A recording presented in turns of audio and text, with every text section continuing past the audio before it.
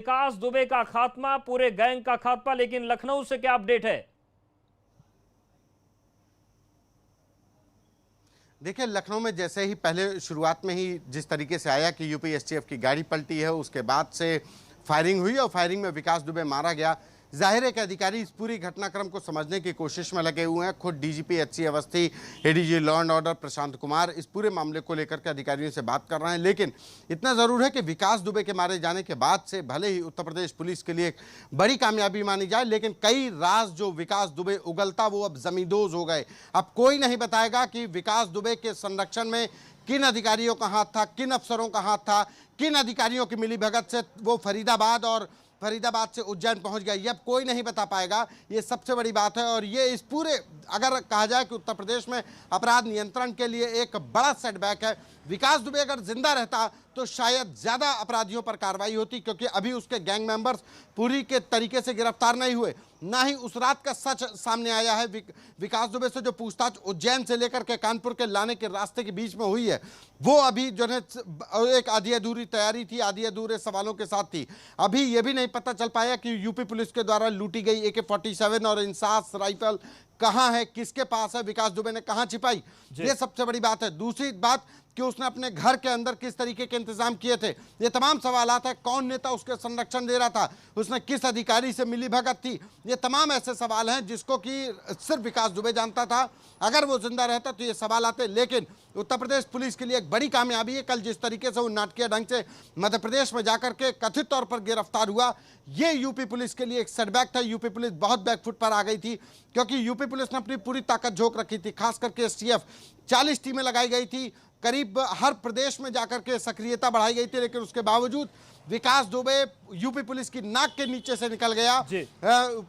कानपुर के बिकरू गांव से निकलते हुए फरीदाबाद पहुंचा, फरीदाबाद से उज्जैन। यानी कि यूपी पुलिस कल तक जो बैकफुट पर थी, आज उसको राहत की सांस है। कम से कम वो कहीं पर अपने मुख्यमंत्री योगी आदित्यनाथ हो या बड़े ओहदेदार हो, उनके सामने खड़े होने की स्थिति में। वरना कल तक यूपी पुलिस बैकफुट पर थी। उसको समझ नहीं आ रहा था कि एक तो बिकरू कांड में विकास दुबे ने 6-8 पुलिसकर्मियों की शहादत ले ली, तो उसके बाद विकास दुबे की जो कहानियां निकल रही थी, सरकारी नेक्सस जो निकल रहा था, अफसरों से जो गठजोड़ निकल रहा था, उससे कहीं ना कहीं खाकी पर सवाल उठ रहे थे। और उसके बाद उसकी गिरफ्तारी ना हो पाना यूपी पुलिस की विश्वसनीयता पर सवाल खड़े कर रही थी, यूपी पुलिस की काबिलियत पर सवाल खड़े कर रही थी। आज विकास दुबे भले ही मुठभेड़ में मारा गया, लेकिन इस मुठभेड़ के बाद से विकास दुबे का खात्मा हुआ। लेकिन विकास दुबे के पीछे का जो सिस्टम था वो कौन था, ये अभी खात्मा शायद नहीं हो पाएगा। संतोष है कि जिस सिस्टम ने विकास दुबे को पाल पोस कर पाप का बरगद बनाया, वो एक नया विकास दुबे अपने लिए पैदा कर लेगा। क्योंकि कुछ गंदे लोग जो समाज में होते हैं, उनको अपराधियों का साथ चाहिए होता है।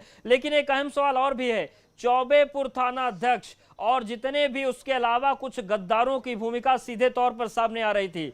क्या विकास दुबे का एनकाउंटर इनके लिए जीवन दान तो नहीं साबित हो जाएगा, क्योंकि विकास दुबे उनका नाम लेता?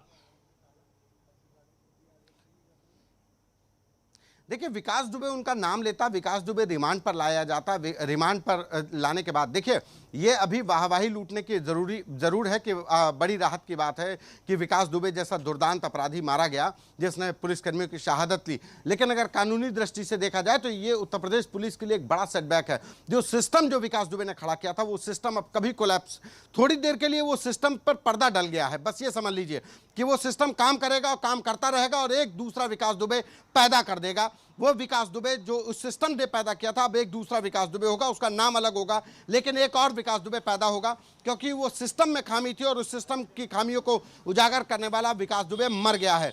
विकास दुबे बताता कि कैसे चौबेपुर थाना उसके लिए मुखबिरी करता था।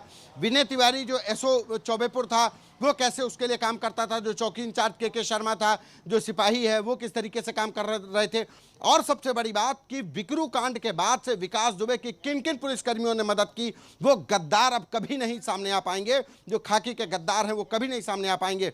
ये भले ही कि अपराधियों के ऊपर अब पुलिस अपनी कहानी बताए कि जो अपराधियों के ऊपर उसने शिकंजा कस दिया है, विकास दुबे के तमाम गैंग मेंबर्स ढेर किए जा रहे हैं, लेकिन असल में इसमें गद्दार कौन है ये नहीं बताया जा सकेगा। और उसके बाद वहां से भागने में अगर किसी अधिकारी ने मदद की, क्योंकि वो 2 दिन तक शिवली में छिपा रहा, यानी कि ये ज्ञान किसी खाकी वाले नहीं दिया होगा, जो विकास दुबे ने आज जो हथकंडा अपनाया, ये पुलिस की क्लास में बैठ करके उसने सीखा और वही पाठ उसने पुलिस पर आजमा दिया और पुलिस की कालिक पोत दी। लेकिन अब पति विकास दुबे पत्नी ने जो दोनों ने सिस्टम खड़ा किया आजमाया। था वो सिस्टम कभी कोलैप्स नहीं हो सिवली पाएगा। में बैठा रहा विकास दुबे का और ढेर जिस होना एक लखनऊ बड़ी के बात घर में विकास दुबे की पत्नी को पुलिस ढूंढती रही, उससे 200 मीटर के एक घर में वो छुपी रही। लेकिन प्रभात भी हमारे साथ जुड़ गए। प्रभात, इस वक्त का कोई नया और ताजा अपडेट है आपके पास?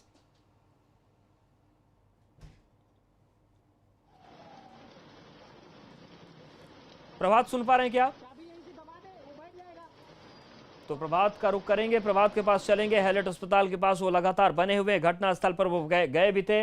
लेकिन संतोष, जो भी हो, भले ही पाप का ये पूरा जो गढ़ है ये सुरक्षित हो जाए, विकास दुबे मारा गया, बहुत सारे लोगों ने राहत की सांस ले ली होगी जिनके नाम सामने आ सकते थे। लेकिन अब आगे क्या तैयारियां लखनऊ में चल रही है? ब्रीफिंग क्या मुख्यमंत्री योगी आदित्यनाथ करेंगे?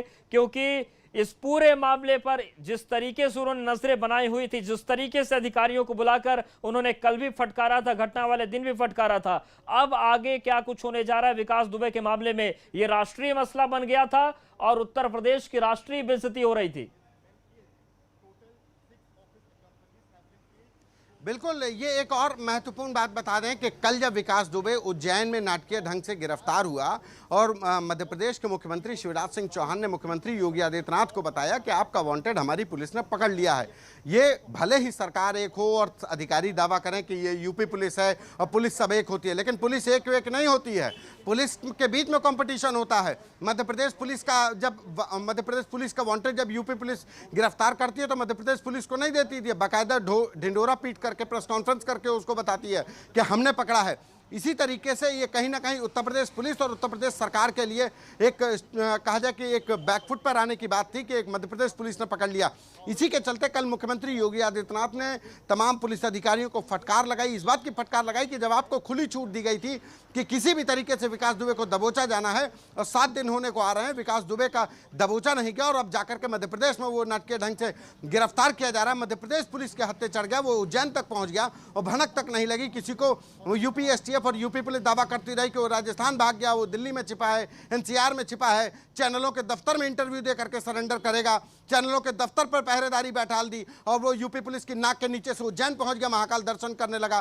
तो ये यूपी पुलिस के लिए एक शर्मिंदगी की बात थी और उसी के चलते आज जब ये विकास दुबे को लाया जा रहा था, अभी तक जो आधिकारिक तौर पर जो कहानी निकल के आ रही है, अभी इसमें और तमाम पेचोक हम निकलेंगे इस कहानी में यूपी पुलिस की, कि वो लाया जा रहा था, लाए जाने के बाद से गाड़ी पलटी, गाड़ी पलटने के बाद विकास दुबे ने यूपी एसटीएफ के जो जवान थे उसकी हथियार छीन करके फायरिंग करने लगा और मुठभेड़ ही मारा गया। ये यूपी पुलिस की अभी तक की कहानी समझ में आ रही है।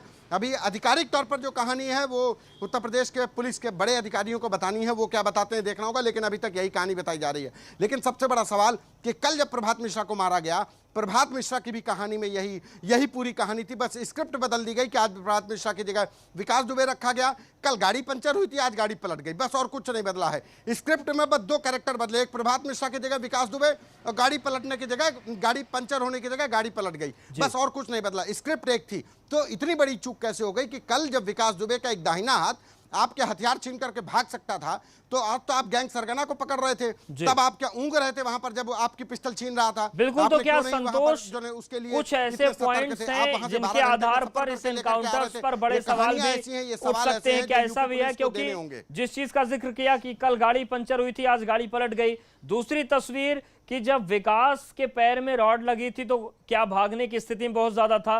तीसरी बात, जो तस्वीर लगातार हम दिखा रहे थे कि जो मापी मुख्यालय था वहां से एबीपी गंगा की टीम ने एसटीएफ की गाड़ियों को ट्रैक किया, अगले कुछ किलोमीटर्स के बाद सारी गाड़ियों को रोक दिया गया, किसी गाड़ी को आगे बढ़ने नहीं दिया जा रहा था।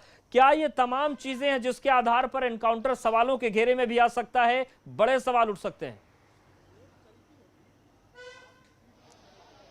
देखिए, ये सवालों के घेरे में एनकाउंटर आएगा, लेकिन कैसे आएगा ये देखिए, ऐसे एक मीडिया में बहस करना एक दूसरी बात होती है, हम और आप सवाल खड़े कर सकते हैं, लेकिन इसकी लीगल सैंक्टिटी पर सवाल जब खड़े होंगे तब अधिकारियों को जवाब देना होगा। और इतना ज़रूर है कि ऐसे तमाम एनकाउंटर हुए जिसमें यूपी पुलिस के तमाम अधिकारी, तमाम अफसर रिटायरमेंट के बाद जेल में हैं और आज भी जेल में हैं। कई अधिकारी मौजूदा वक्त में डिप्टी एसपी रैंक के अधिकारी जालौन जेल में बंद है, उसने भी ऐसा ही एनकाउंटर किया था। तो ये एनकाउंटर यूपी पुलिस में ये माथे पर कलंक हमेशा रहा कि फेक एनकाउंटर करने में उत्तर प्रदेश बिल्कुल पुलिस तमाम सबसे चीजें आगे और रही